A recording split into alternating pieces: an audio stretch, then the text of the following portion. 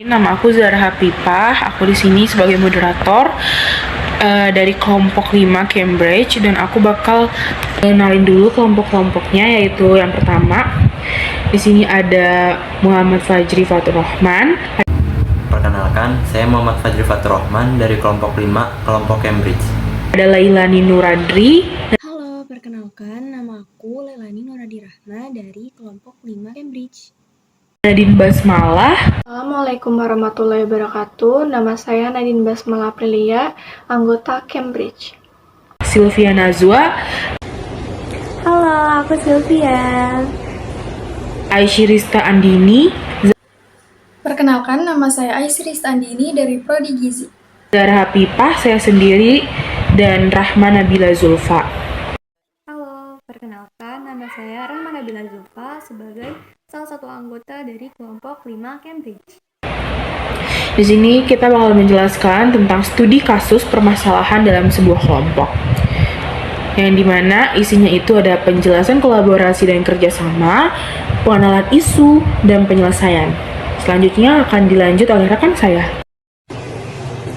Kolaborasi merupakan kerjasama antara dua orang atau lebih untuk menyelesaikan suatu masalah tertentu.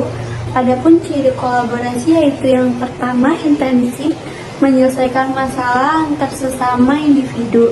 Yang kedua, tidak ada pemimpin, artinya dalam satu tim semuanya sama rata.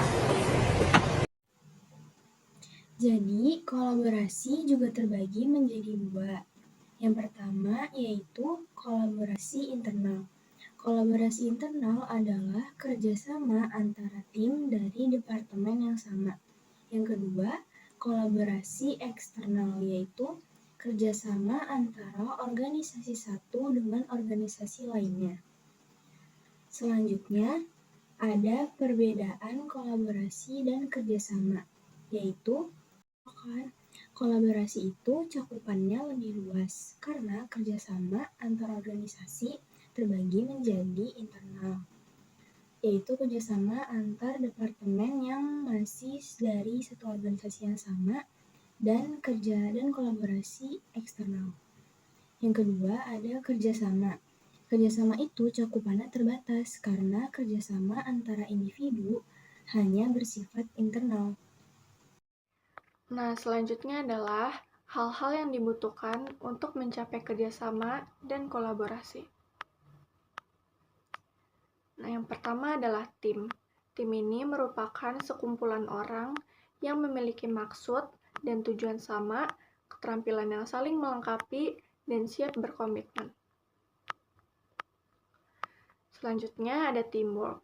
Teamwork ini merupakan sekelompok orang yang melakukan kerjasama untuk mencapai tujuan bersama. Selanjutnya ada pemimpin. Nah, pemimpin ini merupakan seseorang yang piawai dalam menyelesaikan masalah dan negosiasi. Nah, dalam organisasi, sebuah tim dapat bekerja sama, berkelanjutan, atau dibuat untuk tugas tertentu saja. Saya akan memaparkan materi mengenai pengenalan isu. Apabila terdapat satu kelompok, ada satu anggota kelompok yakni sibuk terus-menerus sampai-sampai tanggung jawab sebagai anggota tim tidak terurus. Masalahnya belum selesai hingga saat ini. Kinerjanya semakin menurun, padahal beliau berumur lebih tua dan merupakan orang yang disegani dalam tim. Jadi, menurut kalian, bagaimana penyelesaian masalahnya tanpa menyudutkan pihak manapun? Sebagai tambahan, karena seperti yang kita tahu bahwa seseorang jika kita ingatkan ataupun sekadar nasihati, itu tidak menjamin bahwa orang tersebut akan berubah seperti semudah membalik telapak tangan. Mengapa? Karena kita belum tahu bahwa orang tersebut sudah ada niat belum untuk berubah. Makanya kita tidak bisa mengandalkan hanya dengan nasihat ataupun pengingat kepada seseorang. Apalagi jika orangnya memang tipe orang yang keras kepala atau sulit untuk menerima dan mengakui kesalahan diri sendiri. Maka masalahnya akan lebih rumit jika memang tipe orangnya seperti itu. Nah, kami sebagai anggota yang lebih muda di sini, sesuai dengan kasus yang telah diperkenalkan sebelumnya, itu hanya bisa memberikan 3 opsi dari hasil diskusi kami. Opsi yang pertama adalah penanggalan label keanggotaan beliau. Ini dilakukan karena rasanya tidak etis sekali untuk mengizinkan seseorang, walaupun ia lebih tua dan dihormati, untuk selalu absen dari kegiatan tim kami. Apalagi tidak ada kontribusi di tengah-tengah kesibukan beliau. Memang harusnya kami memaklumi.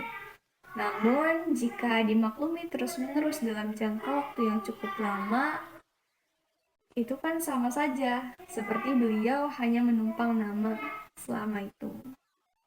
Untuk opsi yang kedua, kami memberikan keringanan pada beliau untuk mengambil cuti atau break dulu sebentar dari kegiatan tim kami. Opsi ini diberikan oleh kami untuk menghargai jika beliau masih memiliki keinginan untuk menetap di dalam tim dan berjanji atau masih memiliki keinginan besar untuk membantu di masa yang akan datang. Untuk opsi yang terakhir, kami memberikan opsi yang agak berat, yakni jika beliau memilih opsi ini, maka beliau harus mengorbankan sebagian waktu dari kesibukannya saat ini untuk menggunakan waktu tersebut, menyempatkan diri, menghadiri perkumpulan dari tim kami, baik untuk berdiskusi ataupun untuk eksekusi secara langsung. Jadi mungkin sekian solusi dari kelompok kami. Perlu diingat bahwa ini merupakan 3 opsi yang bisa dibilang subjektif. Itu dia teman-teman tentang pembahasan studi kasus dari kelompok kita. Semoga informasi yang kita sampaikan bersifat informatif dan mudah dipahami ya oleh teman-teman. Jangan lupa diterapkan dalam kehidupan berorganisasi.